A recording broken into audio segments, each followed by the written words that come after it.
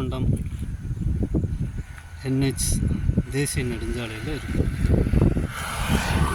இது என்ன, இந்த லொக்கேஷன் வந்து ஆல்மோஸ்ட்டு லால்குடிக்கான பைபாஸாக இருக்குது. லால்குடி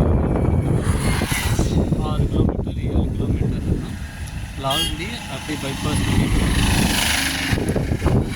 இங்கேருந்து நேராக கிழக்கு பார்த்தோம்னா ஒரு 10 கிலோமீட்டரில் உங்களுக்கு புல்லம்பாடி இருக்கும். அதுக்கப்புறம் ஒரு 20-30 கிலோமீட்டரில் உங்களுக்கு அரியலூர் வந்துடும்.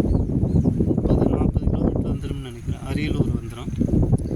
நேராக இது இங்கேருந்து ஜெயங்கொண்டம் போகுது, சிதம்பரம் போகுது.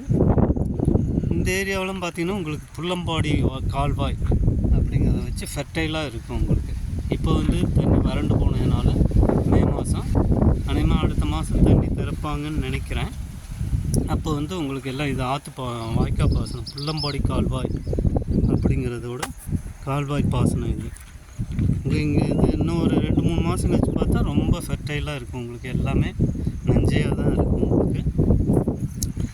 இந்த நெடுஞ்சாலை வந்து பார்த்திங்கன்னா உங்களுக்கு ஆல்மோஸ்ட் ஒரு 2 இயர்ஸ் 3 இயர்ஸ் தான் இருக்கும்னு நினைக்கிறேன். அதுக்கு முன்னாடி இது இல்லை. இப்போ தான் ஒரு 2-3 இயர்ஸ் மேலே ஆகுது இந்த நெடுஞ்சாலை திறந்து.